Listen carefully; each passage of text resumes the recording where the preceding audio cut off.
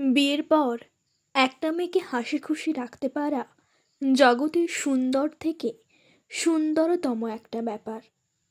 আসলে একটা মেয়ে বিয়ের পর ঠিক কতটা হাস্যমুখে থাকবে, তার চেহারা কতটা গ্লো করবে, মেয়েটা কতটা সুখী থাকবে, তার প্রায় অনেকটাই নির্ভর করে তার স্বামীর ওপর। স্বামী যদি স্ত্রীকে ভালো রাখে, সেটা তার চেহারা দেখেই বোঝা যায়। আর স্বামী খারাপ রাখলে সেটাও তার চেহারা দেখেই বোঝা যায়।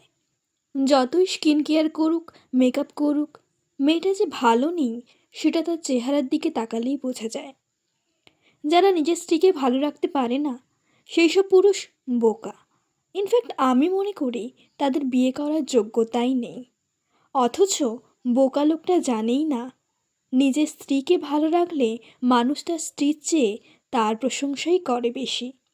মেয়েটাকে প্রাণবন্ত দেখলেই বলে মেয়েটার স্বামী ভাগ্য ভালো। আপনার স্ত্রী হাস্যোজ্জ্বল থাকলে ক্রেডিটটা কিন্তু সবাই আপনাকেই দেয়। স্ত্রীকে ভালো রাখতে হলে নিজের জীবন দেয়ান লাগে না। আপনি শুধু তাকে ভালোবাসুন, সম্মান করুন, সাপোর্ট করুন, সবসময় তার পাশে থাকুন।